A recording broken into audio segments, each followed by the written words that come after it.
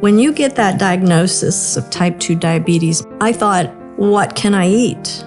It feels hopeless. Almost overwhelming. Overwhelming, and you think, I don't even know what to do.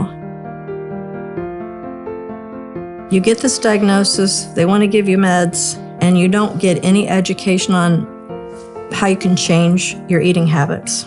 At one point, I saw in our local newspaper, The Beacon, that they were given a class through Extension called Dining with Diabetes.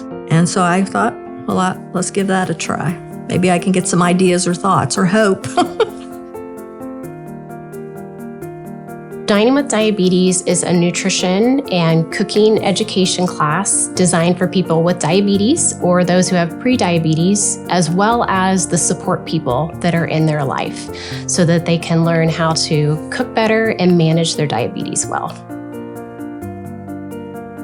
Doug is not diabetic. He got diagnosed as pre-diabetic right before this class started, and I thought, perfect. Honestly, all I was hoping to learn was, have you got any ideas about what in the world I could cook? That's what I was thinking, and I got way more than that, way more information. Our hope is that we're empowering people to be able to make their own changes in their lives. When I went back to my doctor, I'd actually dropped close to 30 pounds.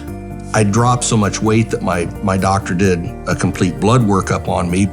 The blood work came back very good. My A1C was lower than pre-diabetic inside of 6 months.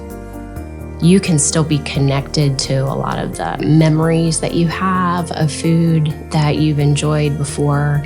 Maybe there are just some simple things that you can do to help make it a little healthier.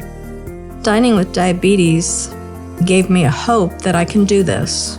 I don't feel hopeless, and I also feel like if I were to struggle or start to feel hopeless about it all again, I know that Ohio State Extension and Emily are right down the road.